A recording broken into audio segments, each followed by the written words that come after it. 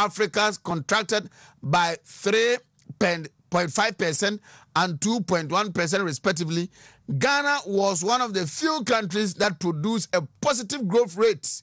This is a statement to our determination to build a Ghana beyond aid. Mampeni Nana Adadankwa Akufo-Addo. We in Ghana have so far received 5 million doses which have been administered to frontline health workers and those classified as being most at risk. 5 million is not a figure to be sneered at, particularly when we consider the situation in many other African countries. We are grateful that our efforts at the management of the pandemic and vaccine distribution have been recognized, and we have received this amount so far. We are still hoping to vaccinate 20 million of our people by the end of the year. Mampeni ehwenimu se afiwe nkwana wiye no na Ghana for 20 million de yetimi abo won panin. But say back in 2017, when I made my first appearance at the General Assembly as a newly elected president of Ghana, I said neither Ghana nor Africa wanted to be scarce on anybody's conscience.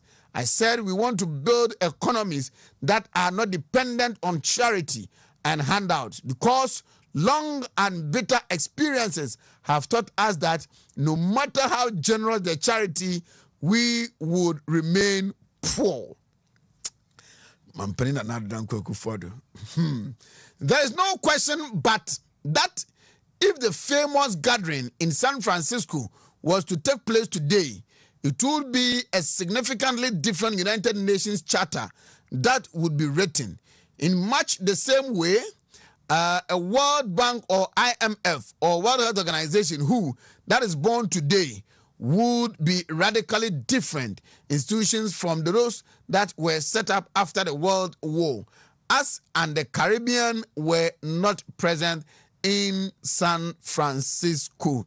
I don't know if you come back here, you see given the incapacity of the global financial system to produce the necessary outcomes to financial sustainable development, we need a constructive review. COVID-19 provides a great chance to rethink global economic cooperation based on the principles of mutuality, equity, sustainability, and collective prosperity envisaged by the Sustainable Development Goals. So, we Sembia Mampeni Nana Adodankwa Akufo-Addo and rather anonya opportunity say obekasa at the 76th UN General Assembly meeting no obo ehon ankomo emubi enso okan say ebraso say the global cooperation agreement no yebesai ahwe nimprenu so na yasache mu dem say edimu akotene pa omanfo nyina eka ebo na baso pa eyese oka say G20 no enga yenye ni G21 na AU enya rep ewo honom na ankwankwa esa ase da bia wo musi nkonwa na mo adwene e de amaye yensoso sankabia UN for Asia na G20 for kwamposhia say 10 minutes requirement the African rep na ono so etimi e de ebiman how any adagena beto mo na say wa be champion your interest eno so ebeboa pa ana afi wasa kan ye say amama ya kese a sabe enro kakra wo be bra yin no ase wo mu eni edi hide and seek ase wo ni edi ateteta agro bi say ene yade na ba na panier wongo bi a yemfa mre panier so mo na moye ena mo de bra no ose no so no enya ade a etumi eboa yentra se na yeni enkomoi na yemfa confirmation ashase MMDCs no entase eni nkomo na yede dia aka no aba abeto aso. Honorable Presiding Member Majo Yeja na pum adom na mapumbo ko edenya kopasi kata bi na yese rough kakra ba ise de adom ntie kafra Kwabri East modin komo ho after Mampani Bobodi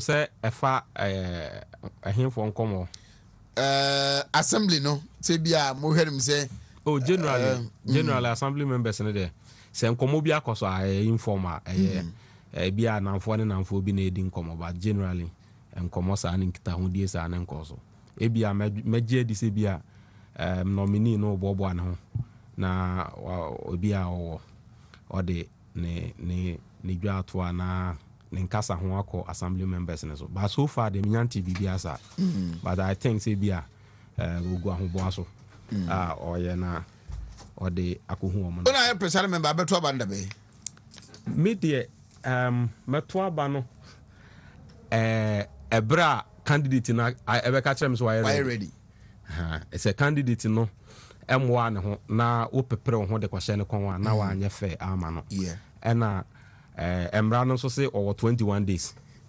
into 21 days no ena efri die bo ni din kopim 21 days no so cc no no beto na ba enti ohwe nkomo a ne members ya die ne nkita hodie na koni abadie ne ntoto ye nyina tokwam no se echina my ready enti yenkoto aba na eno ane se me ye krata na mafra assembly members ni nyina na yakwa akoto aba no the time you be ready bia anadwo no kra no pese yeto na we are ready because we have constitutional duty to perform and we must perform it diligently and in accordance with good faith. Indeed, yeah, be say obre bia obe ready bia no be sisi ho na yakodi dwuma no na district no. Generally after Edino eba reactions efrimo aba baby kakra hu agitation kakra ni nyina mu no uhuni say well by and large em say all is well say kobase agitation aba no 260 municipal and district assemblies na say o hwe agitations are even aba na menya sure say bi ebeduru 20 kra yeah. And this is 20 there. What it means in say nature say a yara because say yesu kura yi nipa 12 no na Judas frem. And say president yi nipa 260. Na say nipa bi su say emu 20 baby 20 omo fi say nko yi ana omo ne president nya adwena enye news. And in any case e dey na kire say nipa wo nipa na wo agitation no ka wo hwehwe say nko oba no. E na kire so no buy anko bia so bepene so. It cannot be the case. Enti eye to me na omampani wo and Ghana we run executive governance system. And when we talk about executive government, executive government bia run according to Article 58 of the Constitution of Ghana.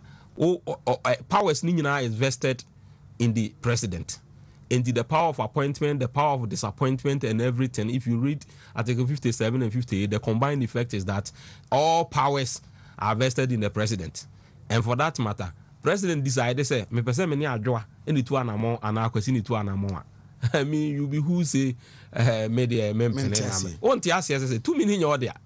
So what concerns be I mean, you address it properly, you channel it through a proper a place, and at the time consultation you can make an input and either through the chiefs and people or you can make an input through your member of parliament and all that say be in nipa we ayepe and I say the input now be making a crown it's not binding in any way.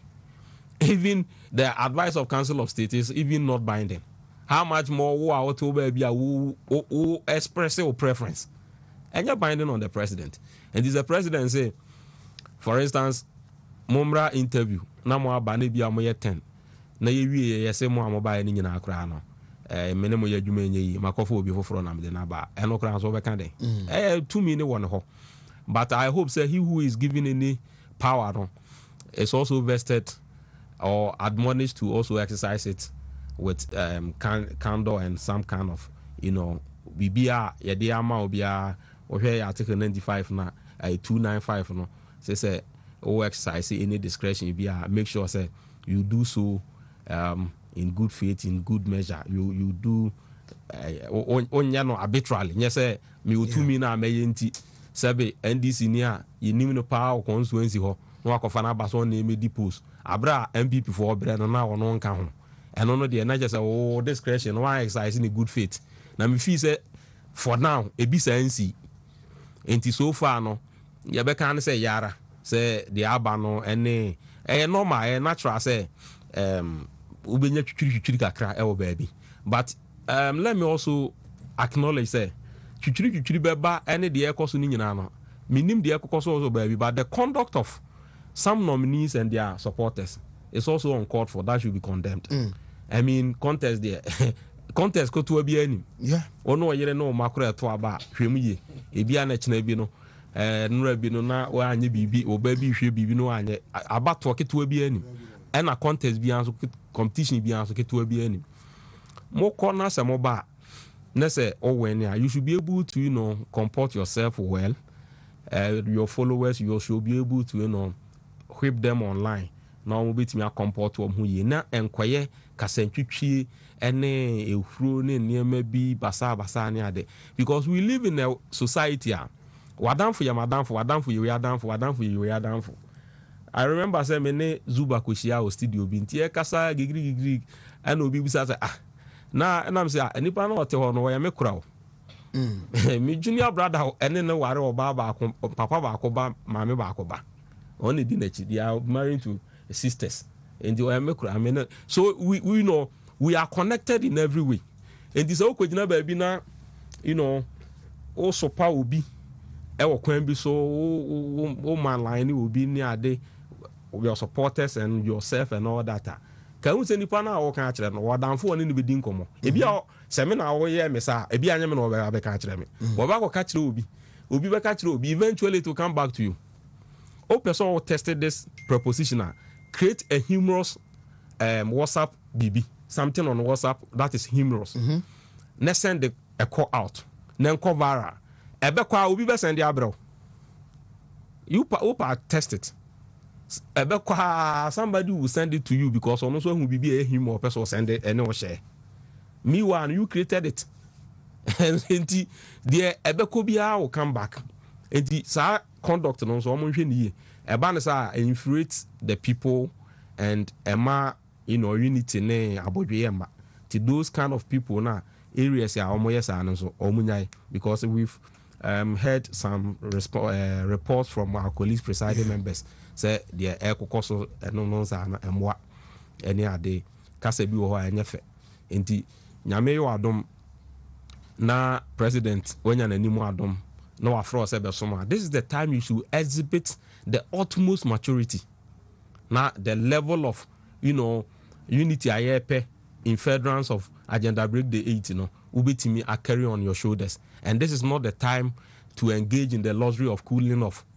If I may quote Martin Luther King, it is not the time that you are coming to be a king of yourself, to come be show off every way now. You know, I'm coming to show them where power lies. It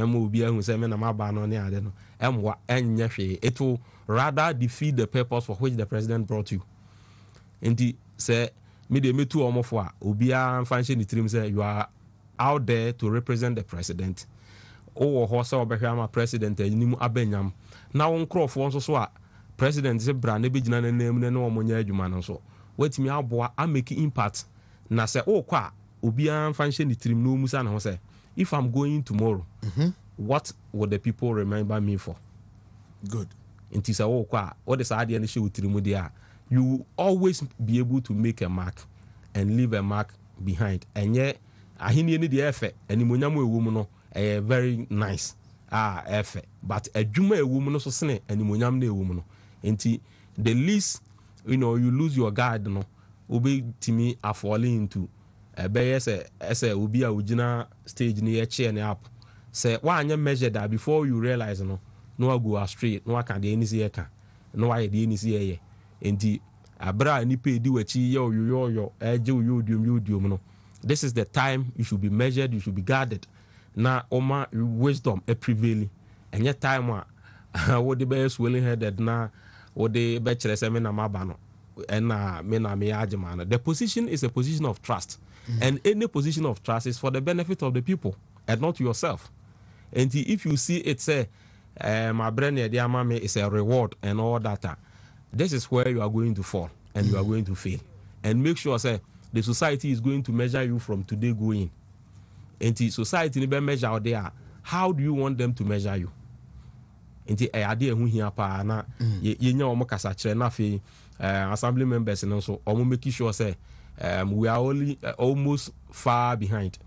enya free na twitwiri ne twema mentwe bia ensem bia president de open no de aba no timuma obia nso mu ayo akomapam na yenye na fe obia nya kwan konkon na adwuma. But that is not to say wholesale say babia obi wo honoma. The people around there know very well that this person can never do the work. Ebia president got it wrong. It is not for nothing. And a constitution now making provision said the president will appoint to the prior approval of the assembly. So president making a wronger in some unlikely event. Say we dear president got it wrong. This is where you rectify it. But I don't think say by and large the 260 no. The president being a baby wrong cry it will be more than even 5. And I expect that Ghana has even a casualties cry. Nka in the whole young 2 million and be a abro so cry 5 will be a nye bad and young one.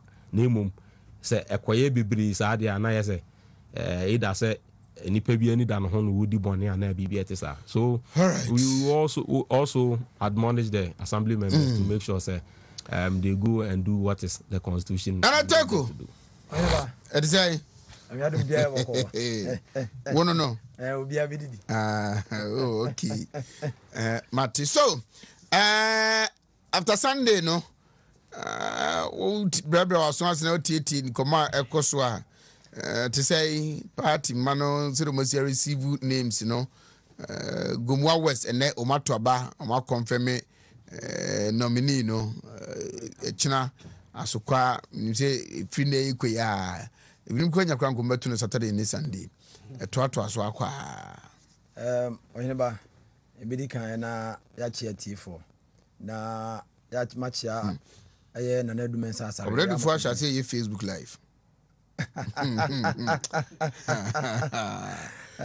sembe bokruma achia makomhini na nadumen sasa ni amakomman nyina titiri afọ kontafo na machia so binfo nyina me MP so minja ne mu Oheneba im se wadamfo so bi MP yijimbo achentwi baby obia me chia no e wo kwan fa so a waso so bin o kana dwene ntime penasem no kre o obi on persisi Oheneba we ase no say he's not a hypocrite. Yes, one persisi na o kan wadwena ana dodo na no nkofo bi wo no mo a aya na o mo problems kakra concerning how handle nyoma, but with time I'm sure say am for better na ase e wo how handle no nyoma.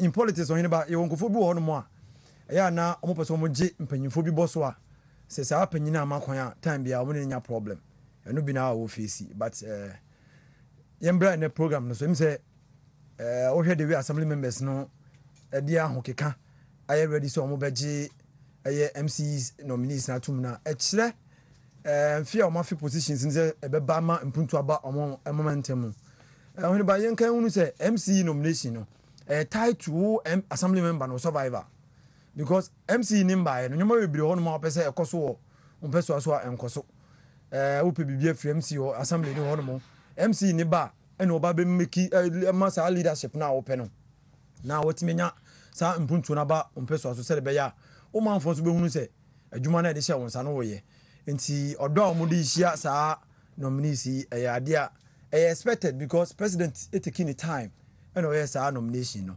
na selected places among for ye de bebre no said the menu panyi kan no so we share the number oyiye any the number of areas are de kakraba ho na na hu say successful over 98% and na why din compared to the less than 2% na yet de no kra no me sure say ntia kakra bi na amba na with time no they understand the na me ya kesi wo mu say bebia na sa de ni bari nyina na ma ene wo ho Oheneba se wo hwe yem population yi na wo hwe de we ma doso na ma amamosemu ma no swa na bebia ma wo na sa de ni bana na me ya pa, because se ye hwe population census na the sector na say nipa dodo na wo mu ye ma na yamamosem na ma no swa na problematic.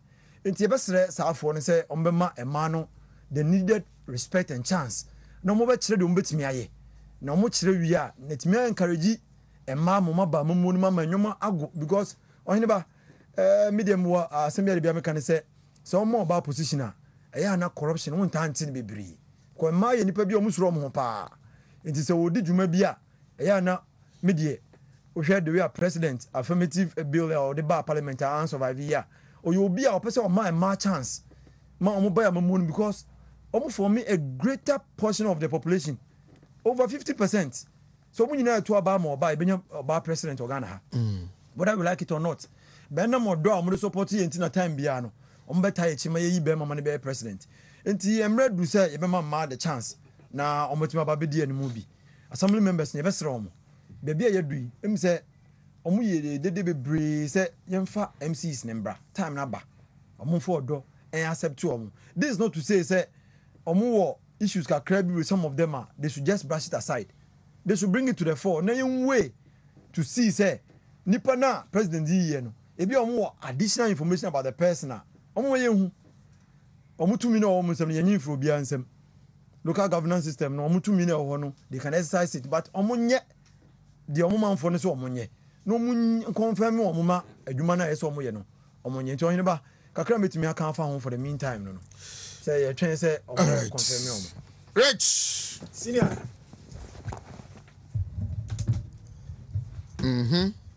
Senior, me da so bebe wakonya odi ama me ene awie. Na dedi karasidanka twedi ampo nyankopon na so bambo ne hweso pa odi adom ye. Na yemfa encha kese ma untumi ahwefo na untumi atiefo. Na ya chia yira otikokọ so opemso yema ne piao. One ne mpanifo a omubu asantemane Ghana man bafo marehin bafo dade so aba bafo achiamehene. Ahifo ni nyina ya chia obi bia mo bibia adwo. Na dia toso mienu ye enchia kese pa koma Bernard Entwibo Osiako. Chairman untumi. The only governor in Ghana politics. The 3-time regional chairman. Maybe a chairman will be a Michiano. On an impending for a deputy CEO, Nanefia, a chief of staff, Andy Prince, Kofi, Omunina Michia Obibia, na general manager, away basis, Michiano. Now my chair Maxi, Chairman Oma, Anna Era or Tier 2, so almost almost you may be a more share on boy a chidom. Now, Oheba, my ba Yadi, so I say, me mention this year. Intimate chairman MP. Doctor, Matthew Poku Prempe. That's it. Maybe you'll be on Mechiane generous and so emanaju and enumerate. Oheba, Madame Vina can't see me chairman. Or sister Uniaba said a son and now so. Uniaba, the Sereson and now so. O man penina Yamana Kunya. O man penin first time or an address say, Yanya referendum. Na constitution, no, yes, because 2 million in Abedu or non same. Person di be Ghana for. It MMDC ni Jama Ghana for Monto Swaba. Which is and was the policy of Progressive People's Party PPP. Ohimba mamen carry cry and na press conference bia you face the constitution press bia and no can be say we should give power to the people. That is the citizenry. Say omanpanyi be ma akonya omanpanyi ma akonya say Ghana for enkoto MMDC aba nye yi omo ti say the yi assembly members MP no.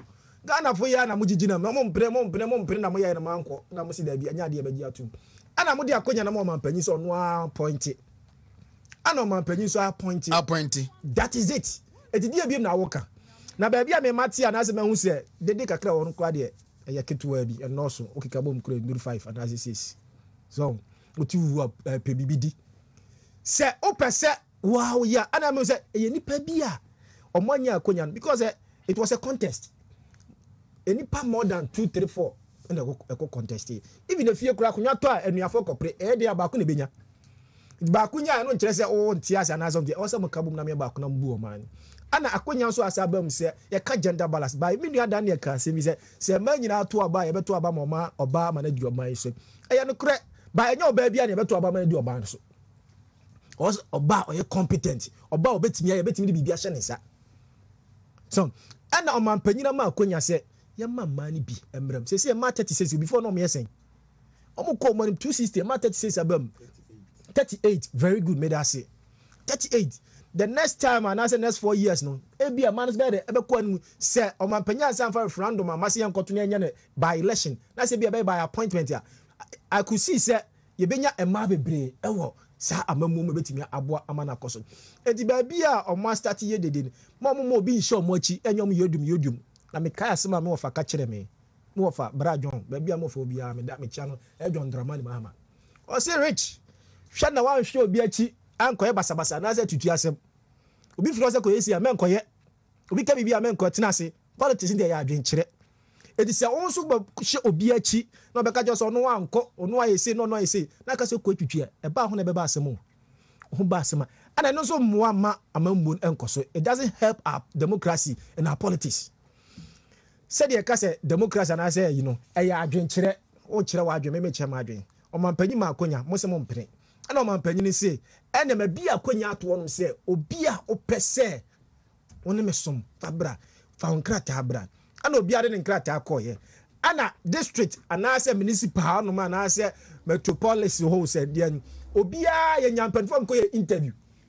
And almost sort to know me 3 or 4 and I would come and penny. That amount that 3 or 4 no so no man penny to share who said as may say no benting with consultation when I meet me na yaduma when I meet me in yaduma because man penny per or money ye didn't in Kosovo. Yan share the be anamica as me proud to election.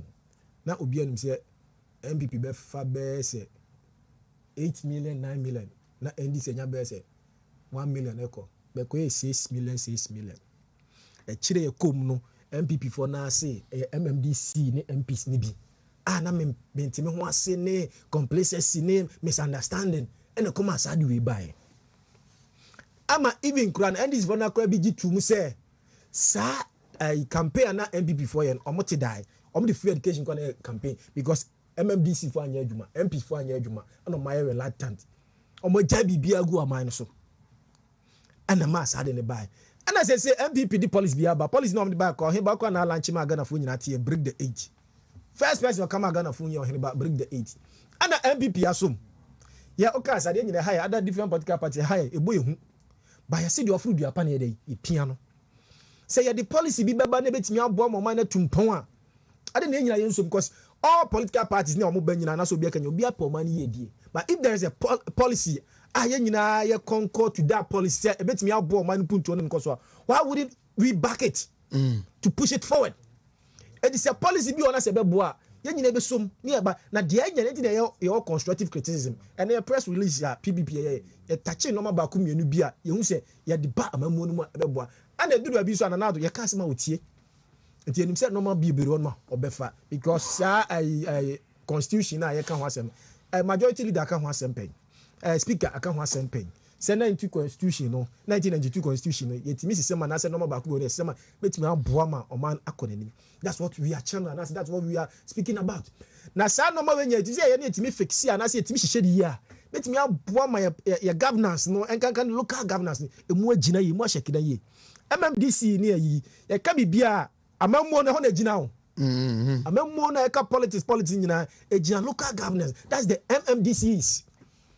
It is a way nya obia we are committed obia we are willing na obia we ready say o man panyi o himba yeti say if say we agree to disagree on something na say me no what na say ya agree on no say me no want to na say wan ka say me ndi anum koye na kofa ebia than take he has nothing and say no knowledge about it bet me execute we yina mana bam enye ye say onya obia on na tena say na matimi agree on something say you person any say ana man panyi so tena say no say me mama and I say mama a man you man or do ba me we are all talking about gender balance. Right. Gender balance yet me my man akonya so no mo bema. Bet me ama man no abadaye bebrebe o so bet me aboa or some area me no panyin pa bi organ asia ono mo no me adwuma dodo na ye ma because so bad they say that Daniel Teko kan then when it comes to corruption what the ma 5 to 1 ma 10 cravas mu 9 it will be hard for them to see them and I say to witness them in the act of corruption. Unyabi. It is what the man be bam na say man so abadaye now you groom them. And I'm saying 9 what the 10 so you wanna say Jifa Tiboy ya 1. Jifa Tiboy ya 1. Bet mo idrusu see ya 1. Can no be acquaintance and no more. But and not say mema. So adia bema ben e bia say bema be fasika. Bema we aso de come over. Say una we na dey come over. Una we so but your mama na akonya so mo suro mo me be Jesus say na say ye man do na free politics ni. He say o man panyi e ma akonya we my man be wura mu mo na hwe ye population census e man do so do previously 600,000 or so. Difference in the 600 is that about 400 or so. Still now a man a does same man. By a man a konya mom the rap politics no timia buama ya Ghana politics no abel do well. Right. Because a man be brewo nim diani akonya na man no benya the laugh for politics. Yan share a year ye mama na nakwadu Ajima Rollins or role model mama be yewura president my wife ye mama Rebecca Akufo-Addo or role model man pa be Samira Baumia or role model man pa be when it comes to politics. And he said if we give the ladies and the women the chance to enter into politics and to exercise their political ability and I say political exercise na betimi aboa magana mpuntu ne nkoso no etimi aboa ntimi gidi se woni de ya dia ebeboa na omo ye dede wo achi mo nshi obi achi se be oba bia banti na omo so be dede se yenti ase mentimi ho ase emmoa ma ye politics na enko anim ye ma akonya enya o mampanya de obi bia onye ne mfa mpuntu emre Ghana. All right, mamenko Dr. Smart Sapon ho na menkonkweti ono so doc Mona motire research. Yes, mudi bibia mudi figures beki kambu mwana o share 260 districts. Yes. Baby ebubo dine baby ba kumyenu bi ahwe ya dede kakra ba ho na say. Very well. Oheneba medo ase. Ne me no ma no ma share studio hanso ma share omu nyina na ma share busuafo so agimre ehwe yen na omu so mu tie yen nso ya che omu. Oheneba dede kra ama anka misi nke be mi nwanwa pa. Enti dede kakra ba I think say normal. Ni pesu no doso eni obia ne timi mene oyaw ana say disappointment. Ye nyina ye percent ke beko anko na ekobia ebi ho no mo a otimi de serie eje obi ho no mo otimi de muna eje obi so ho no de aso toto ne nsa I didn't know dede kra man ke be me adi but sene aka no as a senior research fellow no me person measure assessment of nipa dodo a asem no anyo mude wo hwe mu a na menua bi ka 98% acceptance rate sisi ya am say one of you eko ne kai we are no have number you retain you money omukwe what it also mean those dynamics no and you know in terms of general 260 acceptance rate there I think say I will give 90% plus menua ne ma 98 I will give about 90% but it's in a plus not in a minus because ye mfie bi a twam senior list bi say ne ba ya omanfo bi no mo ye cherry pony honum exceptional case because how dey omu destroy a property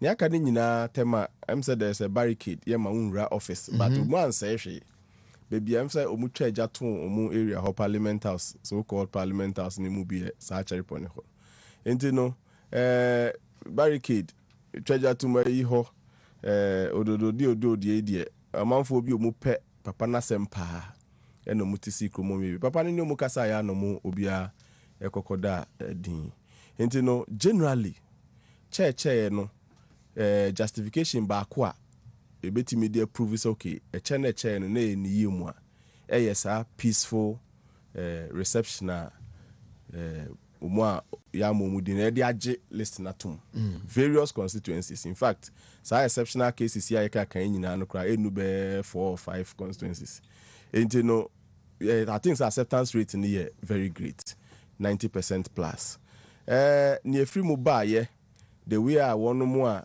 omu enwin no SG2 mu no enso boapa na in fact mebo all those candidates are omu contest bi no mebo mabaso papa so far it has been so good me shedante obi a yan fa manu a oye dede bi kekemu bi ni ade na Miami Chrome wasa Memphis East mebo Madam Helena Apia Abaso MC ya oko emo no ani nua Crunchy aba be hye nanan kwaya ma me ne fa so kasa ye ewo Moses station bakoso na de keke na fe keke say the fact that nanado madoso enti no wa mo no akwanya emo aba be som na so si we kra de nyanchen ono ani nua kuma amra meto aso a na to her na it was not a big deal at all. Emma ujina nipa mu promise say ono ani nu akuma no kwan bi obefa so bebua ni bi amon so I say I mean beautiful so beautiful opening nso no honorable Crunchy ono so mutu omuyi no so meye MC for Amenfi East ni so kwa wafa so a o hye ne ma so ono akasa no by ni nature. I think omaye mana efe sincerely enti no the edikan mebo obi abaso both omaye appoint omo ni omu a ya appoint omo mebo omu nyina abaso ne etoso mienu ye dynamics no dynamics edikan ye wono mu a ye retain omo as against wono mu a ye retain omo. I think say omo a ye retain omo no do so say omo a ye retain omo. It tells us say on the whole obi abo ne homodin. Just say me the meaning na do anka the simple reason is that me madoso so enti no no an say me pese me baba akoso bra besom enye say o ya ade ana wa anya ade. In fact yes say your comfort boni mpo a otimi tra yarefo ho ama comfort papa beto na say nipa ne yenyi ne mu enti no wa nya o kan 128 a yes mon konko train for next opportunity ho no. I think you should be proud of yourself. You should be proud of yourself. 4 years maintaining municipality or a district or the enough from cry assembly members need be very complicated, difficult to handle. A presiding member in a way. To manage some of them is very, very difficult. It's 4 years plus MC, DC, mayor, BT, many assembly members for that idea. I think say they deserve in Sembokesia media mebon semamom. One more maba mufo for no so dear. Ye bestre.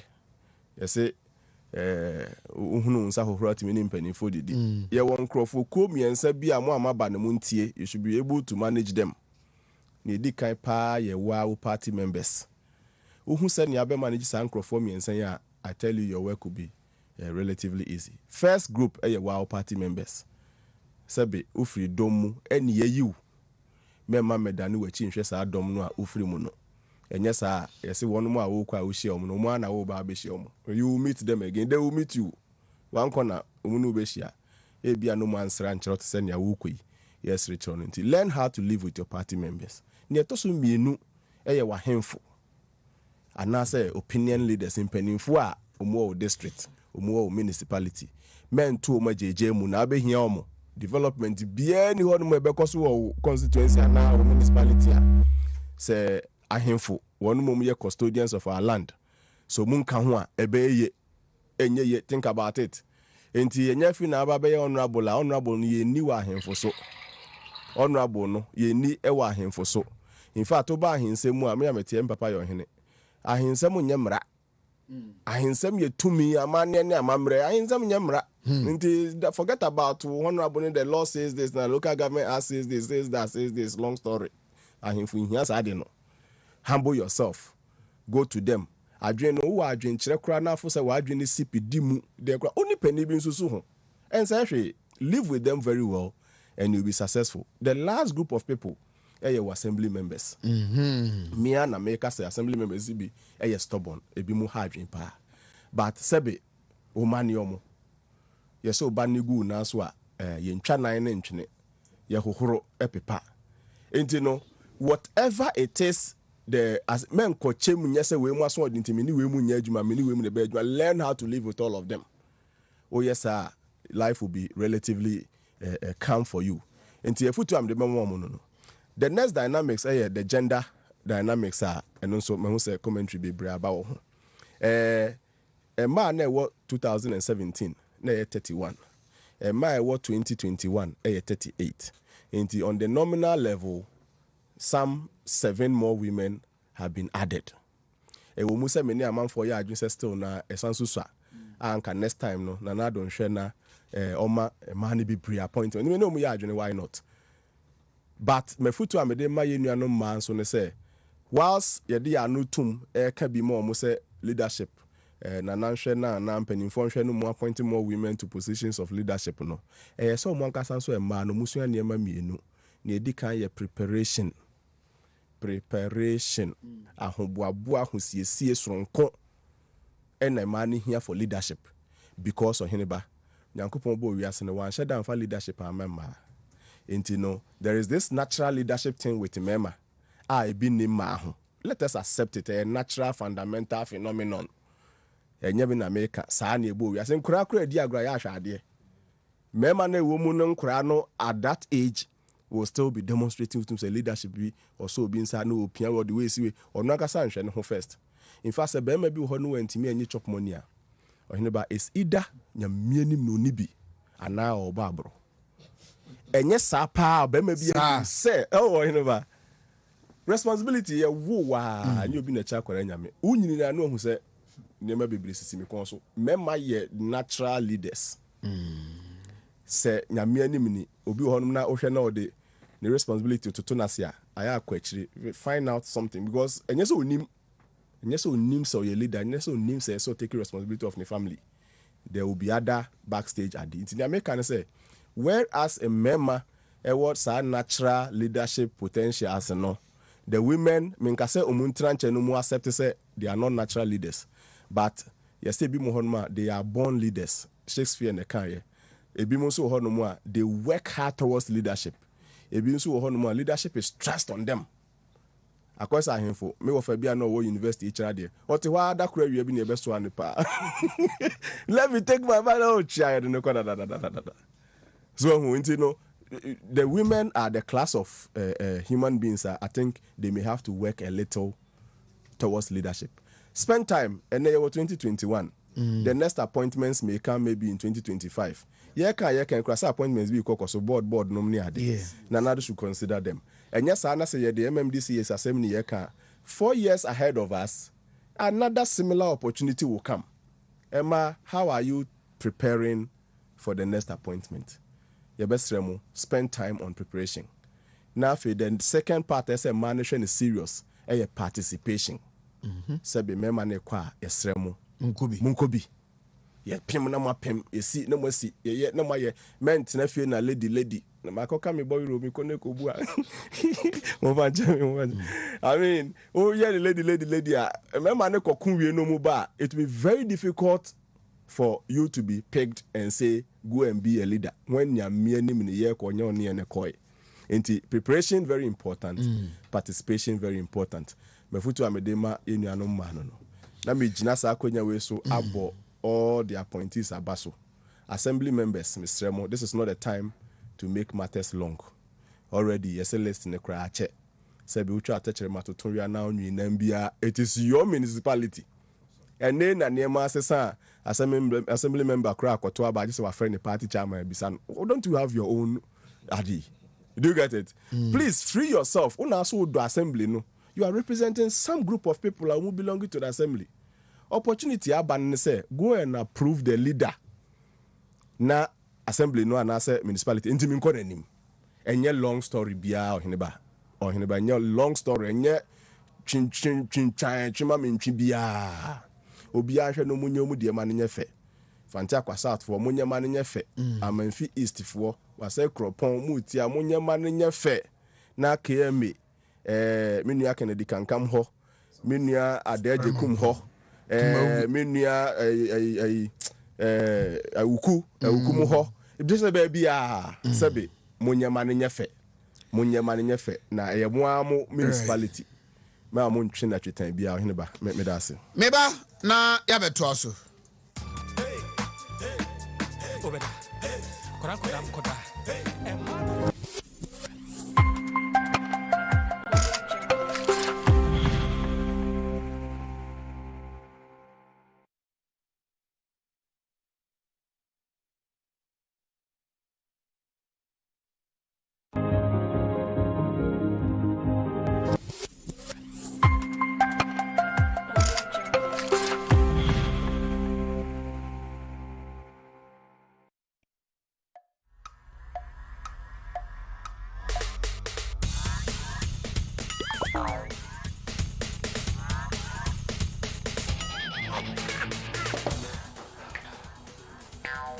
Michael, we support the new system.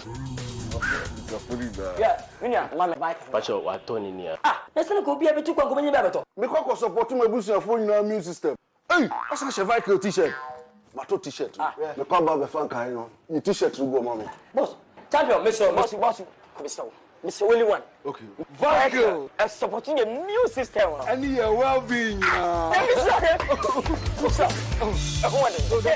Vico 20 is not suitable for children under 12 years of age, pregnant women, and lactating mothers. A quality product from Joy Herbal Center. This advertisement has been vetted and approved.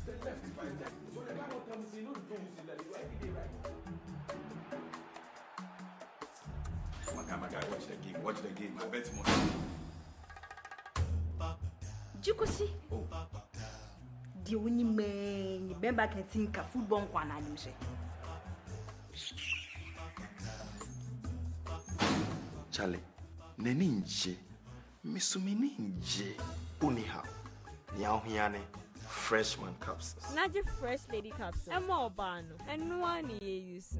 Freshman capsules. A one memon pomuding. Fresh lady capsules. A woman ma mutseya or mufichu. Fresh co capsules. A yema kuku. Fresh products. Hashtag live your life.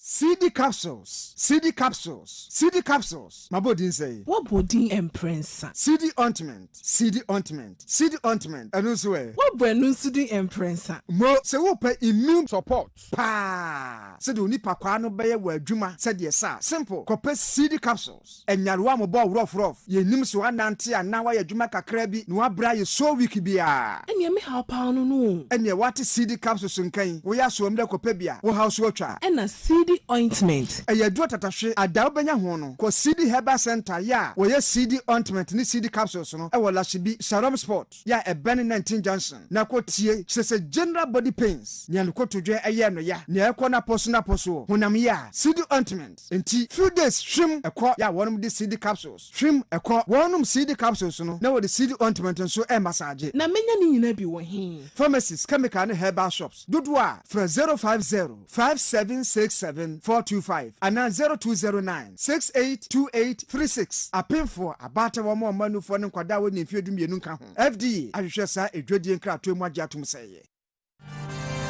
Tashi eye medamu nyina mo ase ene mu dede wa bra me di malam langobu ayeta fra no tashi ho dance kire mo a mutua na mo ansa na me di obi ho dance na kire se me hwene tia sante mo mani bo akohoma papa no ameka na asem no onye ni paketo adua mo akua mo adua mo papa yi ede bibidro esa yade a enwanwa na ahudwiri enti ene bre so bi kase bia wo tena se ma stroke yade a hano bia emse no onti tashi papa ne sa yade bebre se ma de yade ana ha wo na se gono tashi wodi sima ana si na preka na de enwanwa ahudwi kura ne se stroke yade no achi wo na yemfa nkoto a yade sabia amunum ho akọ ne nkyene a sima tie tashi pro capsules so ho eno so eboa edi mema kagina mu mo mutum bo adwuma ye wo mpamu na ne cream ne wasa manka de na me yada ada mu sane se cream nwanwa so no so de aba no eno ana se kokwa fifiri obi to a wutimi na munya sawa de ka ho na wudi tua na so de fefa so a seconds amunum ho ana ate ubehu na kira kwane e wo kwa bra hwia obenya hwia so me no ana bibie ni afre na homatofo 0242 665 168 ana 0204 299890. Malam. This advertisement has been vetted and approved by the FDA. Hey, good papa. Janabam, if your apostle, your waist, all your body, you make bazaar. Thank you so much. Thank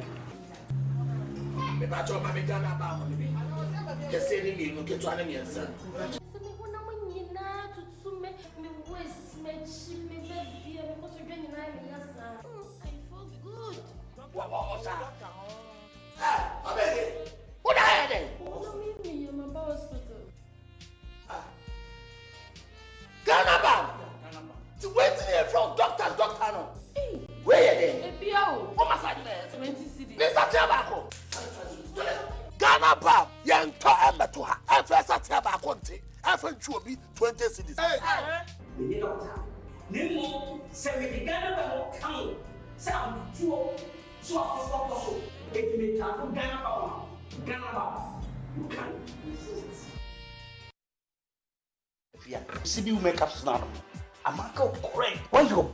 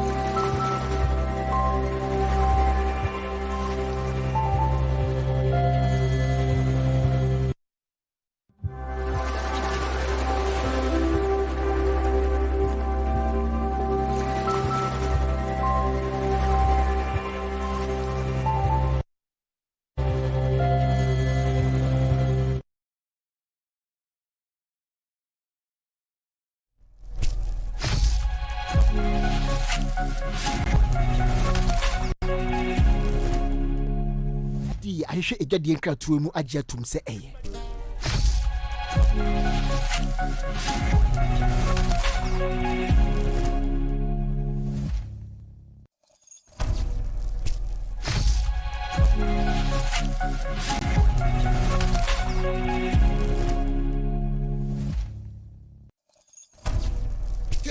Yamra na yameto aso na na do at UN General Assembly meeting. Say so na the talk minim say what follow this takrade issue. Think as a pregnant woman na. So you're pregnant but so no say have you been following it? Oheneba okay, I mean you tongue back. Hey, Ghana Chrome head do. Oheneba me follow kakra. Na de ye me ya ne se Oheneba me minimum obi a be ne ba wo be a year and a half. Oheneba se say hu nipa na hu na fu a edi nanim a because of anyim 9 months. And so bibia ndem. Oheneba ebe to say no onye so. Ebi enti no say o hwe me brother Penny. Me dinner chim say 4 or 5. Ade be tiama ne first born wanya 1 year and o wonechi. Yeah. Ade be ni first born ade be tiama nya 1 year and o wonechi. Enti but ababa wanenze mo kana okwo jogging no na ne matana card no kura no kura na kidnappers na jeko anyway so mo bu dia ho ntira man kawa no tuna Oheneba de make kakra ene se abusua no de me ya eye oba no ni state a wo sisi ano so hwe videos ne pictures na she doesn't look all right. I don't know abusua no mo madwene nkoso na abusua no enya abotre so munya abotra Oheneba yebenya data bia na information bia omo ankasa no mo se police for no pe kwan be fa so aboa omo de hie no Oheneba sometime back me hwe video bia oba bi I think one of the TV stations oba bi ono ani kunu try so obe kunu ebra odane dem odi tuo fam pomam try so obe kunu sa be mana nkasa e ka say an robbers na be fie ho no mo a na mo beto mo kunu yere ba na ne yere na chire na ne yere ne accuse say ni kunu no suspect say oye ne sa the ntia make sa ne say so hwe abusuafo na especially ne uncle the way ne uncle ne started na hwe anansesem a ne uncle ne airto ana say na ma de bo no obo me fa na anansesem because nsisi so wo hwe ochire da kon minister honorable information or they or say based on medical reports and information from National Intelligence Bureau no this is what I have been told say obano na onyem onka say ono ene so obano nyimu also based on medical and intelligence bureau information they are brand no enti no abuso ni nya abotre obano obi a on one hand wo hwe maame panyin bia na okasa first for say hospital no say oho no ko jare sase okohwe no ho yi no omoko is the last of about October last year. Oh, and you know, so information maame no starting no kasa gidi asemo kan say doctors name some no can be my fake. Okay. But some maame no yare no ko hospital the doctor be ka kire no e no obedi so. E do doctor ne be ma no e no obenom. But we see doctor na o hospital na we see oba no ekọ ayare ho no. We see obeye fake nti enfa wo de hye ne mbre wo fie. Omunya abotre sa wo fa kuro ya nsema o ka se maame ka se oba ne nyim busume edu ekra ontimi kra nkotumpo sa oba na moja na mane se okọ jogging na se okọ walk enti nsem na omo ke no munya abotre police for no ni interest minister any interest I want to say enei cocoa board target say ombenya more than 1 million tons metric tons but no pregnancy issue we aba be taking over. And they are discussing issue because people had wanted to make that kidnapping aspect issue, an issue, and then cloudy virtually everything that we are discussing in our media space. You know, a idea abano any bridge say and your mapa abani yan can listen to your bone down. Your jai baba can one seminal say fake news there. aban so interest e make sure say if they are criminals we hunt them because Oheneba Western region ho no we see police for now this fake and false kidnapping issues no e rampant e bebre enuntina ye nwa no ma nyame form currency ye nsem some time back no e be issue kase 2020 elections it had a toll on us. And this time around, Yamomo San started be money by another agenda that will be against us in 2024. It will be our better against obey fake issue. Be some say a from police for no so tie or more or police for no see for bare 1 week you know. Police for are on about 20 police people. Ya said that specialize on this issue are virtually 24 hours. They are on this issue. And we'll come to the bottom of it. Ma obi anyana dwen say Obama security about be issue in this country. Ade omo ye no. They are now taking over the media space. All the positives that the government is doing now. There are people who have interest. Police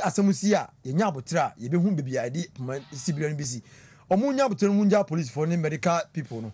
No for bibia to now no more examinations. They say preliminary examination and investigation. With time, you bring the concrete issues at home. Oba no ho betono na ye bon paisa no ho nton because mo de sie no state of no enye the right way but yes se busuan nya abotre they should not jump to the media eduabo ne se obi ansuro duabo efiri se mo abusuan kwa no mo nim de ato mo de sie no na mo nim de owo mu the first obi efu aye kese does not mean say akwada dem what you say ye de bebre ho yen ka say no na the issue but if the medical people and the police security national intelligence bureau no are saying this almost they have the right to consult other doctors to see say the omo kan na kwa na say no kre hospital mo bo din say mo de hye no ko ho no mo antenatal no European hospital no ye ko ho no the last time oba ho no 2020 October and what you say any pregnancy issue mpo no de ko ho enti be say busuan say omunya abotre they have the right to say some so member doctors for about examine omo de hye no to see say there doctor for na ye bo omudin no e kan na kwa na say no kre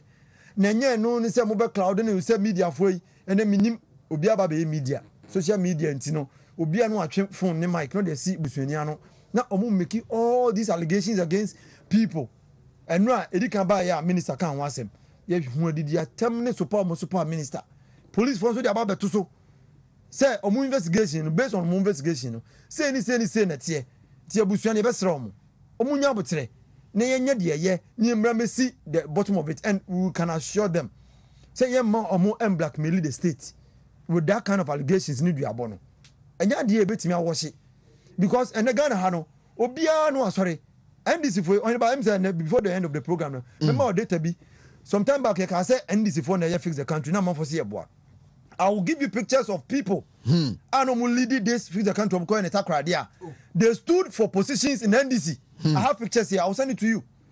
These are some of the things that we are telling them. Say, NDC is bent on making sure, say, Omo was see NDC MPP in the mad just for power.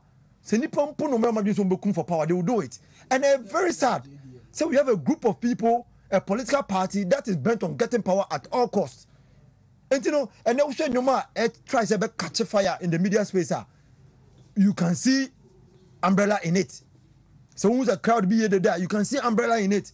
But say on Manchester no both MPP and this near to mine say the MPP ba power and yes MPP no money omudio MPP ne lead for us to all support for the 4 years after the 4 years no then based on the evaluation aye be no you say beto so na say yen to aso but say mo madwen say rough tactics we na mo de beba from the beginning na we meet you boot for boot because say obi this year Mumbako she bibia ase no man wadwen say the state is insecure and you kidnap nipa and you say sa na ndis for person this time round and you say me bo ndis din in attaching every argument but ubekum no not they have an agenda and they whereby we hear some of their communicators how they are making political capital out of it uko media space behind and you kidnap nipa and you say as if the state is not in control but you and I know say Omai sabi yenya banana republic.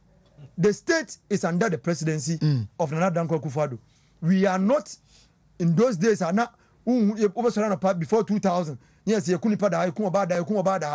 is not happening today. It is our strategy here. My imagine say the BC on some normally anya political capital. No, a ferry na arrow. say go down this low into the gutters but no kre wo yi e che e be daddy e be sra busua no so omo mpese obi abe cloud o mo ne ma omo the private space and the respect due them as Ghanaian citizens are omo nya botre ma yenye investigation no na so omo so pese omo so nya doctors mo examine omo de hye na omo nye information omo de ba no so tie tape ni bia oni ba se omo obi na ka mo ba nto aba ne wo fa ne boy ene maame no de na wo ka no ensisi so wanyem 10 months ontimi kura nkoto na ye ne no otimi pie so okọ for work wo hwe nso a oba ne nyone ni kunu na tie o ote baabi na ni kunu te baabi asem ni si ye no ansa na mo fe ni kunu na ka jense waba ho ote baabi o mba ho eze wo hwe de we anyoma ni si kokọ na ko yese ensisi so ye be sro mabusua no ye mpese ba be gina radio na TV so na ya ba be cancer de omo ka no enye no kura no mu di akohwie ni ade sesia no situation o mu wo no se me de hie bi ana me busua ni bi na wo mu a e bia nka be bia mo me mpese obi be cancer ma e be ma makoma ba ne mum so mo pese o mu no kura wo mu a o mu so nya abotre no mu nya kasa bebre no mu mientra nkonya be bia police be from bia mo mbra no mo ka de o mo anya sa dia we treat them as the suspect as the police is treating them na information bia o bia yenya from ho because something is not right enkro na o mo bo no ensisi so na ye so entra mo NDC for and make capital out of it no mo was here from the beginning we are ready for them and you know Oheneba kakra be jaka for the meantime Rich senior senior onum say ai Daniel Teku o yere nyima ya de na confirm say wanyima na onyim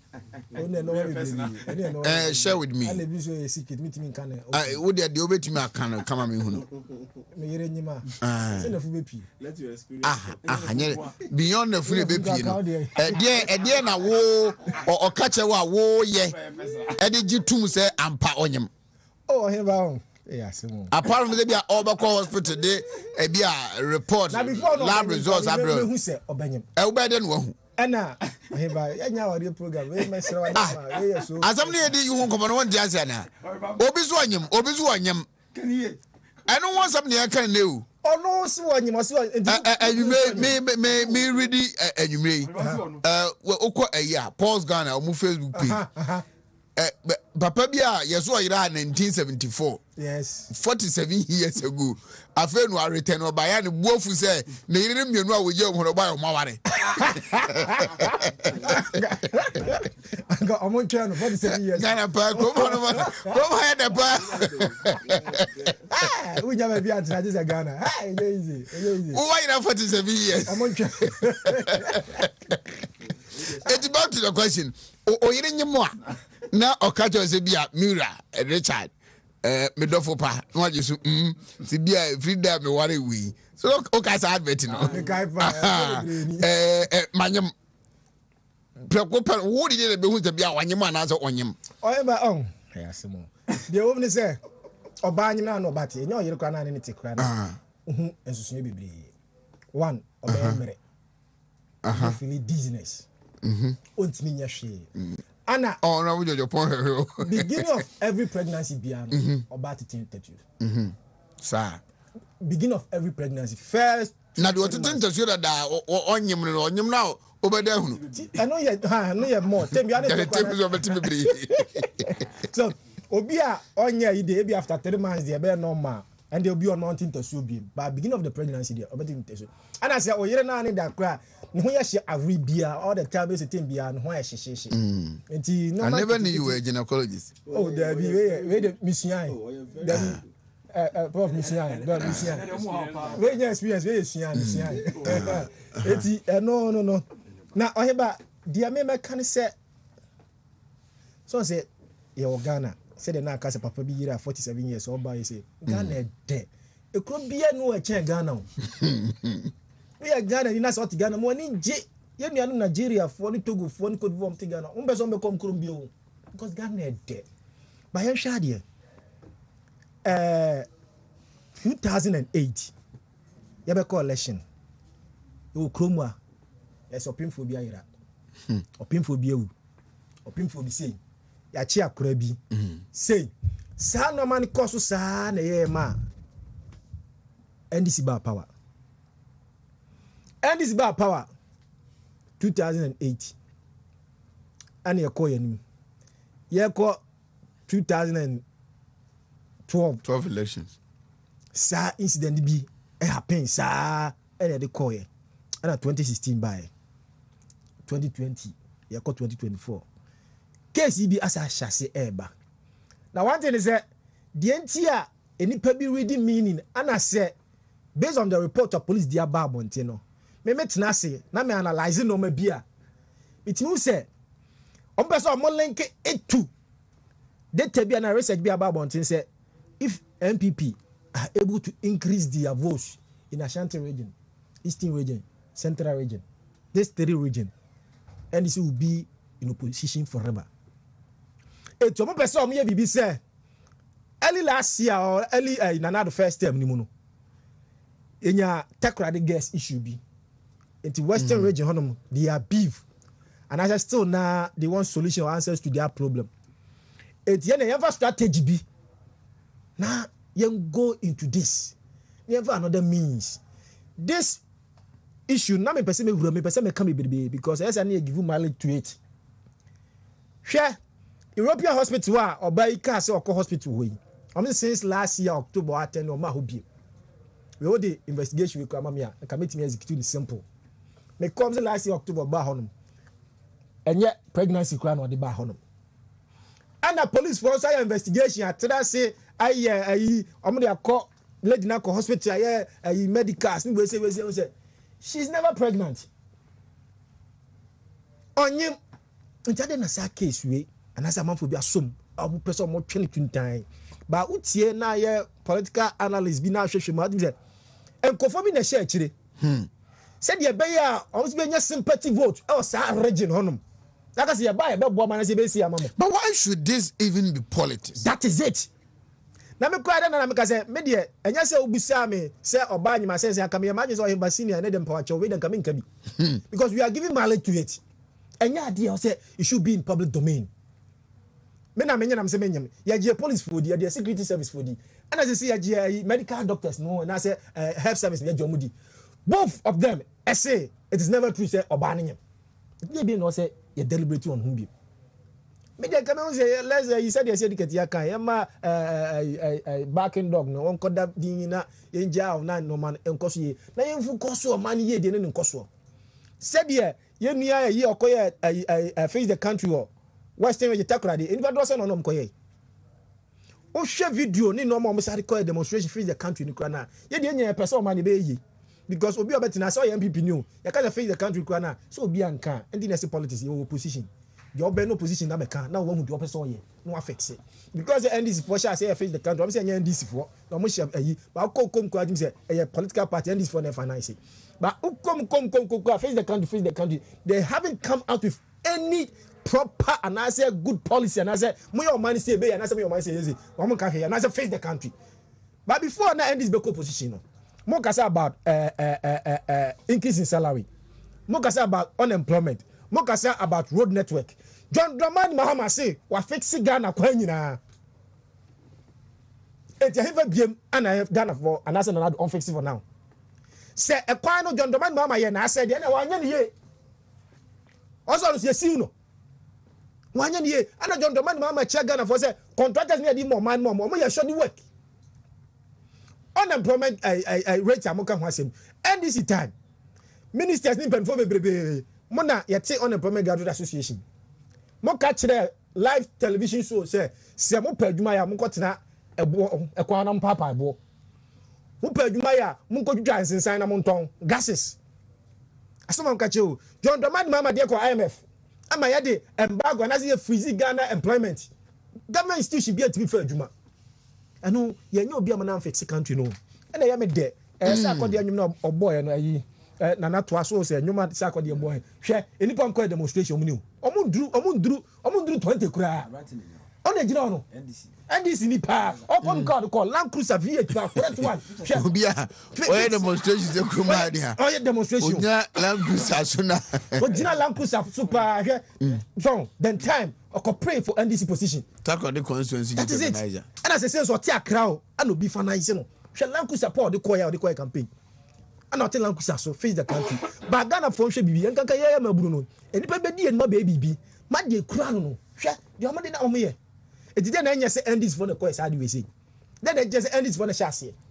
It is this I know Mukwaya how more demonstration and winners. Which means that it is a planting. A deliberate action, shower bomber. Bomber. A dear chess a idea. A year. On me, I say, and I'm going to say, they want to link it to the 3 guests now. On case they buy, maybe a term. No, I'm going to say, Takra says, Munya from Virginia, Emma NDC. Because that time information when I said Ashanti region, Central region, Eastern region there. Send people to me in some vote Kakrabia. There's no way say. Right. And this is the thing about Ghana beam. Sir Obana sem Obana send the nan come in per se. From young shit or man to Ghana for to face the country. They say nurses for the time Namunya Jumanye. Abamba yenya posting baby Napco buy. Napco can you say temporary. I buy almost 70 to 80% of more permanent a job among my and sana teacher training posting a bar na teachers in jala posting when you ba yan shani yan juro mani punto the man for benya kwan anya adwuma na anya any personal interest ni say and this time na utim say wo oya adwuma wo we school unya adwuma nya ba no be your party member onya adwuma boso ni etuaneka honorable Oheneba ekuro we mu de ade chena wa anti asem fofora yechi o it's so funny and then man be o funny you see this is no news honestly ensu obeto em from medical na NDC for amayati ase eye orofu so ampo for NDC chairman me ati ase kwan on befa so a omo beba power they will burn markets, they will go around and kidnapping and all that. Na ehono assembly work out nti mention dan ko hopi na enia so na omo execute omguso a omo execute ohun say because nipa story said the buy na ye nyina na ya boto say oba wonyem de na nipa bonifo bi ato till first day me you shame nti mitie carpenter ni na omo on ekohu the first no ne nkoma odi ye ne nsema ho ka no se oba bi awo na bibi asi na wontimi nkasa but okase oye sign say ma me pen no atwere de opeso oka akere at what point na fedi wotimi kasa na de ntina no wontimi nkasa what has medical examination revealed eba nipa no so wonyem oba wonyem ne ene tete ho no na yetimi de niam bisie ene kane yesi ubo fi anwumre ne aboagu akwasi asomasi wo ho maame wona me be wo mafa furo me dunya menyamia ye be ka wa no be den wona awene wa no ye den nyamia afia akran be wi no na wona ti kokra ti muza obano no o kwaje hoje wona abano no ba ne yenye nyinsa hu akinye yenye medicine hu akinye so say your obo enya obo eno an say by the swap of your na ankasa no salave no ye betimi ehunu say your oba na say nya oba and then medicine betimi a kire say wo in the last 5 years wa wo mienu ana amiensa wo onwoda wo obe wo na minim oba no say wa wo pen ana onwoda say onwoda women of a ma omunya depression aya omutimi yiye niam bi a too weird ombetimi aye bibia bi just to feel good before the society na mama ye rain free societal pressure ye de mama bi unjustifiably na ware ye say enfie misiani na no kuni na de mo ye den as if say eba no ye ton no mekom uduru ho anu atobi na akọ I mean, and what thing be your concern obi aware no se me nwokra na nkai no no fa ho ben ana say na de wadure de na mpe be ma bi nwa na de on nam ho de wadure eti oba no omode no nware onye na nware sabia mu kwase mpe ni bi aba ya no de ntira koshim ade chi ya na ye bo no sotro watene ba bi nso bi anka o chate career bi di ama no ho ene ade I mean society no ekwan ya ye fa so handle ye niam bi no epiepie nipa bebre di course ye mu question bi wo ho a ehun hia na aware ye no awo sen na wo ko hwe bi ama na anya na anwo be ya chide wadure we nyini wo be sa na afa ho na I mean why obia won the plans we wo wiase enti saa ne ma ni nyina contribute nti bi abeka obehwe oba bi a ye de pem na awari na wari so ebi kura obetimi a create that fake scenario afi be ka be boso ebre so de wo ya so na de na dada dey okay so create story around it yes ya kidnap me ba no bi a ma deliver mo afa ne ko that kind of scenario no mfa and look good before the society. There can be so many conspiracy theory on this. Enti abusuana omufi se omode hye no so wanyam ana wanyam no. Untimi nhwe obi hunu se wanyam. Se the fast all do any hwe se na furu so nti so wanyam. Ye doctors ya na be kire se wanyam ana wanyam. Enen so said the nimdiasi akọ nanim no oba anyam I'm say and some test tubes be crowd mutimi de check mu so wanyam de eboro so kra na betimi atwa scan de aboro so kra no gynecologist betimi a kire se oba we wo last year we date abawo projection kra they make it accurately enti na no science doesn't prove wrong enye misusu say medwen say they can say with precision but however it is there is an expert opinion that has been proffered and on a state nigina so oye de oye ti se mo hwene se expert no abusuan hwene so omo nyi sa opinion ntumu a they also have any right say omo so ebetimi de sa oba no ama omo medical expert a omo aginidi so omo family member kra oye doctor they can present this lady say the doctor na can no yene ne nya adwen we want second opinion to prove you people wrong say if it has to be done even foreign with foreign medical experts we can import experts to look into it say sa oba we examine her and give us the report on betimi a kire say ampa ebia within this period na sa yefunu we akontain ba within this period awoba within this period and all that it can always be done obi a wawu so many years you betimi afani dompe ni a kire who that person is a differentiate from one another. What can't it be done say oba or say mawo within last week na yesi won way na doctor kra kire say onyem kra da eno no de nkanye issue bi anti eye enema bi a you betimi afa so many means near the interpret but yenhwe ne in a broader perspective say eye oman e na ye kire security hu hia na security nso so the threat of a security most of it no na hoax and this false reportage near we know enyina bebre eka ho obi a nipa creating impression ebi a be fan say asem tra bi na state ya sum den do you know the rippling effect of this say investors who say ukrum there's so much insecurity billionaire be na invest wa ha no fa na yere mra na de be chena na yera why na oba investors be na ba ha no ma omo be comfortable say ebi aduru anwumra me girlfriend bi akotena ba bi a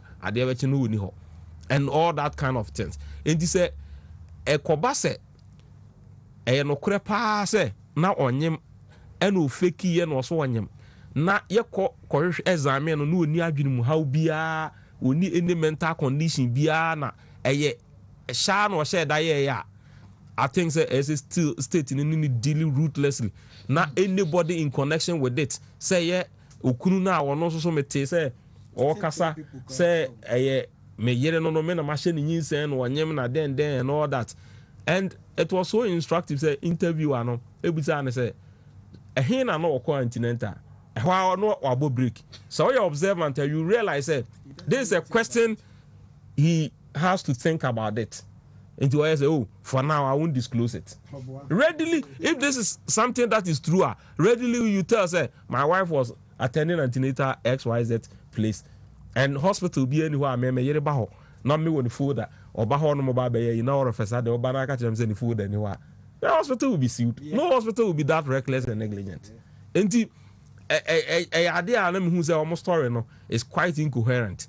But ehwehwemu de ehu hia ye mo obi opportunity abusuan ye mo opportunity na so mo pe se omo anya omo expert opinion a ye mfa ma omo na enipa bi a we involved then we look into the root cause of it. The woman could be a victim who has been engineered to do that ignorantly ye pia na mana ko ye bibia eni so woye but enipa a wo share chire eni adwemponti a omode yes ade we have to unravel that mystery now going forward no bibi ba that we know how to handle it. Dr. Smart Sapon. Yes. Oheneba. Mr. Oye nyemi ya one country no ye den ehu ye. But the first thing they say oyoba now for say only me nyemu a bo mama nie. Aha. Wa mama nie na me hu a me fa ne say enyo only me nyem. Sincerely speaking, in fact, and told me, but that is my. Absolutely, my principle is that Oheneba. I have that experience anyway. Yeah. Seriously, me nkoti will be ano, my maintain free one. Don't let me observe and ask. Me no feel so on me nyima bo mama ne and say she. Me no neti. But I still want you to inform me. Oh, and Ramen who me and last month man who me where you then now what I say say me you think me responsible until where the a man who find you me kokundus na me this special fried rice and the body ya me di normal one no na ma chance yes wisika sir yeah my wife used to tell me in a very funny way onye ya bia on na ho ada who so on is exceedingly or no very friendly. But we are expecting a guest you to Bobo. A guest from where? I told you we are expecting a guest. It when you can say I know when you line. Yes, and yes, all Bobo. Okay, into no media me that is it. Now, as we see, and I'm going now say. Oti no yem show buton ye. It is na. Yeah, me. In fact, me shimi. Oheneba. A pregnant woman. When him and America and they went to me TV as a phone in America. Me tell you, pursue me one bit. I don't know about that. Bet me, I call my name and I'm in the war. As a news in the break here.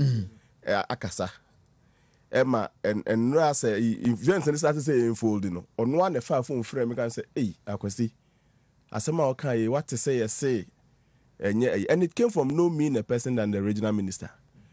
Who has briefing, who has information. In fact, the doctor no can say when you order from above and as a court and a police are only mean releasing information. Or no crown so no can health system or briefing minister home every now and then. You get what I'm saying? You know, or no one the five phone frame say, I was what you are about. Yes, sir, my mina na woka say, no. Say no cry bit me a fake. And I'm gonna say sincerely. Yenye nipa keke yo honam sunsum okra ni ade in fact when nim na make say me dey me taste asem no me yima so me to twene baby because me first question am bisa ne say Oheneba why pa na adwene mu da hwa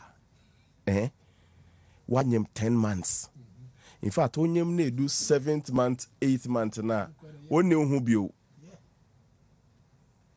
bio say onim trust 7 month 8 month oni hu bio wo de wanyem 9 months ebi mu de timi tra 9 months kakra yesi ma me it sa what do 10 months what was the occasion my years no or jogging what are you saying hey you what are you saying oko jogging e wi ana no pa na yesi ahemache what do you mean I can memu cropping from pia ahemache Dabi anajuna himachini European fumpi.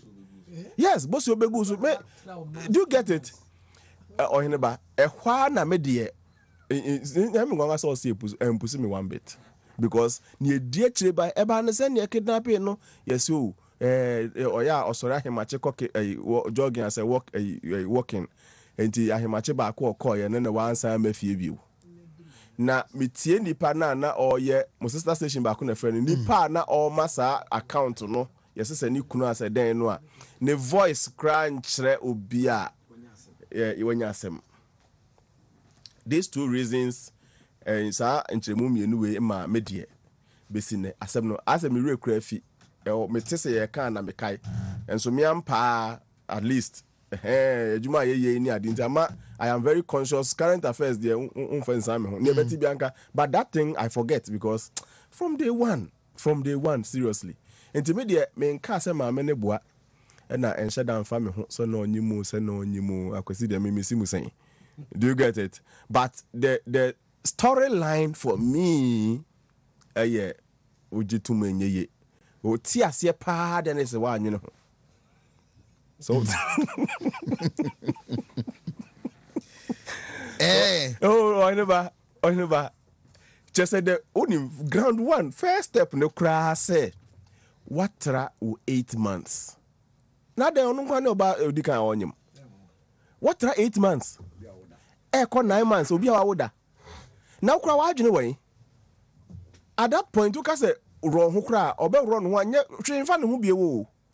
The baby must just come. And one anyhow. Hey, dear, uko jogging. Ahimachi bia sorry, prepare for the next Olympic Games. Just say, please. Ena okunu bia ni ho. Maami bia ni ho unless say maami no nkwa note at 9 months 10 months pregnant. As if so nkwa na dani dem dia mini problem. Ene ne ba ni team no ye no. Na so ne maami nete. Oni mampani bia nete.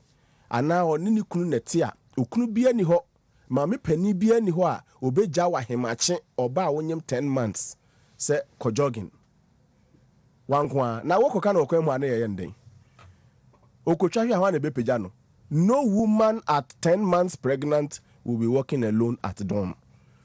I just emergency na we di assembliancy ye o ye den ase me ko jogging eno nkwa senior ema me momudie asem na mpuso me ni amekan me kan se miankwa ni mahunim ne honhom e kasa kire me se asem no odi tuti mu a o how adwene forget it na asem na ekoti bi enkosi sa na me de me kan no.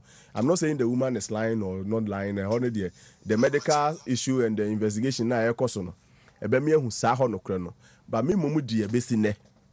In fact regional minister Beka to so no ema regional minister dey no kra so man sante because me from day one no me dey na me feel say odwe ho pa no Oheneba o dey also what ni o kana se pa dia na je say ida wa anwene ho ana bibisa enti no me dey ebe ya mom ye mfa ne say ne asisi pan ni bi sa amina asem ya wo kan you turn back asem ya wo kan besi ne which sport of Kubiase na asem ni si obi ntimi nkire yen Kubiase for him Kubiase for him na asem ni si and the apia Kubi yes and he say ebia o disclose which the lawyer there but I know say confidence information also the lawyer also is forbidden you see yes a former minister bi Wayongo as Back Wayongo yes am Roberts akotake na akotutu no Benkumbo Benkumbo yeah defense yeah yeah, move forensic report about and say nothing actually came from one car.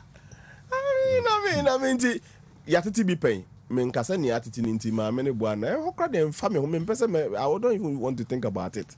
Me dear, hey, mo ba ya mo shesha 70 years nsisi so. O dear mo nto mo bu ase an sheshe. So mo scheme is hard the way I don't think they were smart. Now why no mujo say question be fresh man. So who intermediate sincerely Oheneba senior obotu ya me de ma moto. Enye se meni abadaye. But the first thing say mami pani bi wo fie. Okunu bi wo ho. Oba bi ono so kra ono ankasa nyem. Atra 8 months, atra 9 months. Emma eno nye ne how. Okra you would have been bedridden. Just say unya crank out in hospital. O say Nyame ye ne sa himachi bi am sorry jogging 10 months pregnant no ensi mampani bia na me say o ya kan ni o takra do mu ya kanfo kan ni bia ne hono ma onyema ye be mu apia himachi na boso egu so ye ensi enti fine I mean let the investigation review but personally the basi ne asem ne nyam asem adan apemfo nko a 12 ye kun 11 ye ja me nko. What are you saying? Just to clear. What exactly are you saying? I don't problem. You're sorry, quite. Oh, you about to say, and where did it happen? Yes, sir. You could have found out. I don't know about critics on Timin Casano. Said the bear on Timin Chemo, dear, is here. But you see, as you are saying, being your dancer, Ucha who baby another dancer. You say, baby, trying in a class, and the cheat, Chemu baby out there dancing and fat. assemble akọ court a yɛsi bi adanse ni hɔ but lawyers need to make sure yɛsi bi the circumstantial evidence ni ahwɛ nneɛma a esisi wɔ ne akeka mmienu baako mmiɛnsa abom yɛhu sɛ adeɛ wei cannot be by design, neither can it be by accident. And for that matter, if you put X plus Y, you are going to get XY. So any at the end it say and it say in the other to hono mame yes waiting until just also a baby na yes say bia that be say motivation or the yes I didn't name the hear me say state in be that motivation na any power share chira a man yes I didn't na fe ye going forward and ye say bibia aye kama na yɛde ɛna dwumadie no kɔ awie no da yɛbɛka bio ne sɛ sɛdeɛ inkum sɛdeɛ ne su ɛne ne ban teɛ na ama ne nkurɔfoɔ asa apagya ne si hɔ bio no wɔn a ɛnya nto wɔn they should learn from him. Inkum mene na yɛ adwuma kakra at NALAC level NALAC president, and you see the humility how he approaches issues on any party. Ɔno mpo na 13 to tia no yo nyame na bo ano na just across the threshold no enti sɛ ode akakabensem kakra bi kuma one where you be defeated. That's one thing I've observed about the assembly members. Say, if you come apologetic, if you come with humility, they will always respond positively to you. But no mo be ni twitwiri o man kasa no o mo wo man ka o to mu nsuro sekan enti enya wadwe so no mo be din tokotwam bia be keka nsem bia na unim nominees ni bi nso problem. I've told you say some abeka bia will be better. Yeah. Enti problem no me ba o akwa we dey say be sideline no. Oh, na me ba we no appointees we me yom nyina afrim. Me ba we me yom say. You see, yesi nka utwa so wi a na so odenchemati kopo. Na me kwa me mabi me ka no kuro ntia ne yanka no kuro ni mfimfi ene sa de ombobo enti twa suo ni wie na awadwene bi mpo a why debate enkomo mu didi no wachire ni an enya nika emwa. I'm telling you with this na wan hwe yi a sa nsem na omo keka no ebedi omunya but they will not know me wo ka kire me so obeye mi say ya madam ho so yeah minyawa ojeje wa no amebo ma anyeje ma no abeda wo yeah enti bia me no nka no twitwiri bata bia na masem wo mitirim sebe yese emum beda ene ne yere beda e wo nitirim enti sa nsem na omo keka no omunyai na omo ne members no tena kama na nyame na aboa na nyame apagya no anya tumi bi na wo de be ya adwuma. So why this antagonism, why this me ba me we say me sideline we me ni we nya adwuma me ni we be say me ene sabe o munso edi o mu achi no ayi for no MC mate for no o munto mu bo ase na o mu manage o mu expectation me ma me nto o mu fo baako. I've been assembly for 3 terms. I'm telling you that the power for even appointment is now vested in the center. Until now, no. So I mean, you say MC we ba no ba be fame ama me na me ba be ye PRO me na me be ye we am wachiche pose afa no oba o ntimi mfa. That expectation you should manage because one managing here oba disappointed we need to be problem. Say na me right hand man o ba so me ba na be me kasa mafo be me PRO na be me say o na be say oba e wa ntimi anye say assembly no untimi mfa obi a agese local government after nipa no ya posting na bro. Even common driver crowd will have to come from even the pool of drivers in the assembly. You can show your preference say we na person and fine, but that person must necessarily be a driver of the assembly. Obi on so a me ba me de be call planning session me de we be call FNA me de we a mo chiche post wa bonten no untimi nya ne sa enti emfa nhya onkrofo ni tirim no mo am disappointed no mo anwie ene wa ma nya no twintwan enti assembly ni de oba there's little you can do respect to employment and appointments and opportunities. Sure, there's little you can do about that. Right, omo manage that expectation here na omo nkrofo na anya disappointed no omo disappointed and some can say I work kan akere omo no omo disappointed ema omo question nkrofo bi achi na afio bete ha na ijato aha na ese even contract kra na say wo say enipa no pen asem na ade be man. Remember say common fund it comes in a quarter. The maximum it will come is 500,000. And 500,000, how many projects are you going to execute with it? And any person na ade ma omo. Into that expectation, they should manage it very well and tell the people that yes, me konem nye bibia me ma bi edi, but not to raise their expectations in that unreasonable measure. Eba ne sa umbenya problem pa anti esre omunya abotre na adwuma na president dia sha omunsa no omunye na nimonyam emre mu na nyefe. Tego Oheneba maybe I'm fire. There will be a bedi demand. Your population. Let me say man be do so say me man dey. Oheneba enya dey esu betwa na search na. Mpai bono no. Oh nyesa na wo hwe biologically no. Be ma bia no nkomwa no sperm no your X and Y. Na say X and man so X near X. Nti say wo X eco fertilize X a oba na beba.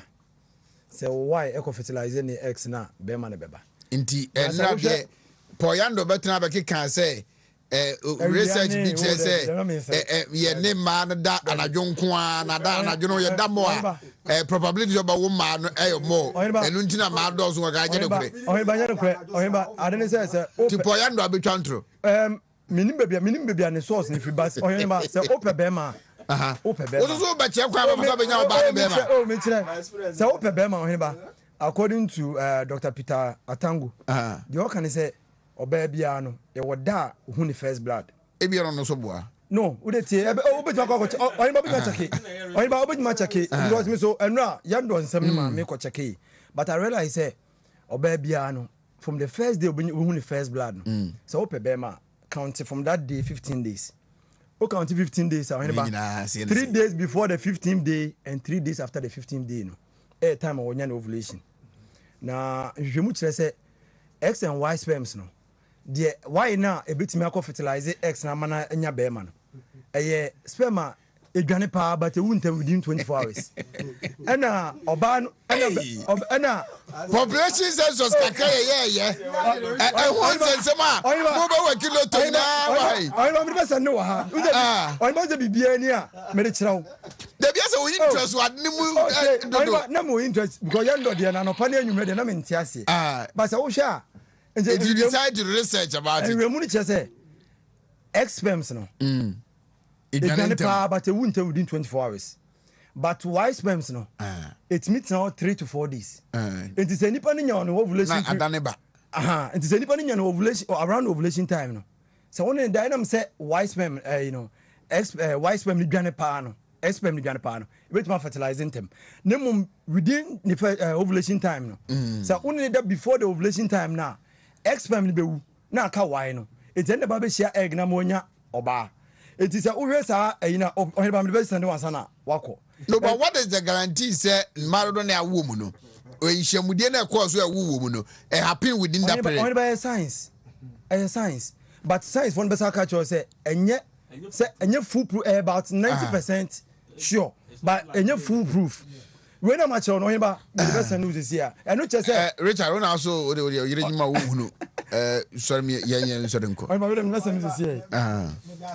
Na sige mini ada na eka no ana enra onye ne ya agini me so be kan nya wotre o waka o de Oheneba omo wo ayi bi omso mfa birth chart eno so ye na dwuma o eno so ye de eno so ye se uhu oba ni age a na hu time a ana se month a obenya intercourse na etimi determine di obewo no kra nipa bebre na follow sa chart na almost say working for them.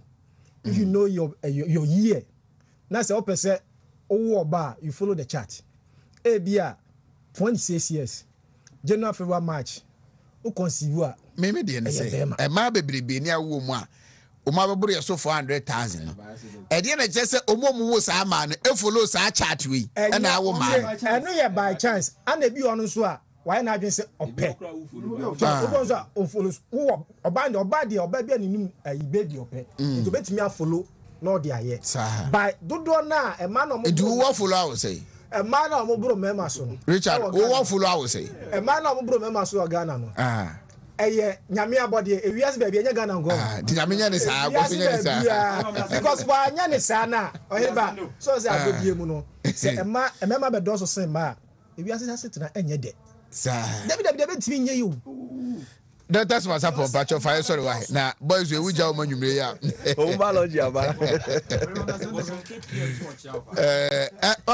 Bosom 3 p.m. Bosom, Miami offers to me. My mama, who date now, but Trabana. Offers me lawyer. It's not the young boy, Yacob Dean. I call Barakasi, and honorable Rebecca's Yabua, and I'm Rockin. And Secretary South Reckling. Emma make Catherine Reckling. Yeah. And also so Yabeko Honimoki. So I'm gonna Anna Barakasi. All right. Next week Thursday, a root eye. Kumau. Okay. Adejekum. If any root eye. Wow. You was kuno rapu brutal. Hey. Honorable Adejekum. Ciao pa. Ne we show well. One miaminia sampine. We show well. Yeah.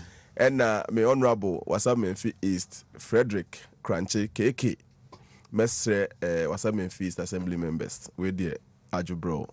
Yeah, dear Wasa. In fact, Western region for my idea, pa the most calm region. Assembly yeah, until so be a crab away free ho.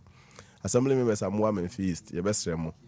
Eduswa Monya Maninyafe Nipa Bako. One people, one destiny. Wasan the oba honuma nipa bakun de pa. Ti edusu anamaye ema na yefe. Minim exactly dakro, but minim se umusomo ya homboa. Yeah. The best say. Such a sad for them the question Monday. Munye mane nyefe. Population and housing census. Yes, this is here no. Yeah, in dodo by November you be exact amount. This here no kakra umanya no. 30.8 million. Yeah. Now, man for concern back when they say, I then I'll call Google and now call World Bank. World Bank for say your population ye 32 million. Now Ghana Statiscal Service for say ye 30.8 million. And Chemuni say near Kosu World Bank website near Kosu Google near Kosu Hanya from estimates. New Mufa ye 2010 census figure in Susuye. Over 2010 census figure now, you see your average growth rate of 2.3. Your life expectancy of 67 years. Your birth expectancy of this. Your death rate of that. No matter can you know, no matter your projection.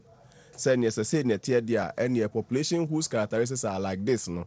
I say be do ha no mu yesi. I say be do ha no mu yesi. But anytime there is disparity, say kobase ni obi asusu, ene ni aya kan, enye pe na se edifa pe. Ni aya kind no na some time ago now in these 4 calculations no mu hear me no kakra, and some of them were even doctors amena for fobi no ka ho. They were trying to say okay percentages now more than 100%, but do on easy for say means what is argument. Yeah. And that the difference between the percentage overlap no anyway you about 18,000, and then I was telling them say percentage your friend estimate percentage na actual. Estimating so only actual nyepe percentage estimating better my cost to better my form. Say one da your friend 1. Say one da your friend 1. Unyaka 2 ni bom na friend 2 pe your friend 2 no estimate. Yeah. In fact, any operation and actual any actual the actual is 2. And I say oh friend 2 are a product of 1 and 1. So who? But what operate mathematical symbols, addition, subtraction, division, multiplication. No? Anytime they are used, we say you are estimating. Because number be one is successor. In fact, number year project be some time ago, number sponsors, now my friend mathematical clinic. When you forget the topic that you are afraid of. Name 10 numbers, no behavior. Number bia when you will be there, we call them successors to a number. Number bia when image, we call them imaginary numbers. 1 when image, 1 when you will be when you understand the behavior of numbers. Now for mass number very simple. Mass in it's because the mathematical in clinic no diagnosis in nyanya mass in nyanya too. Either a expression or a equation. Mass in nyanya the equal sign be between you know and now say equal sign ni baby. And the rest is for you to understand the behavior of the numbers, ni successor, ni image, ni adiana o de ko anim.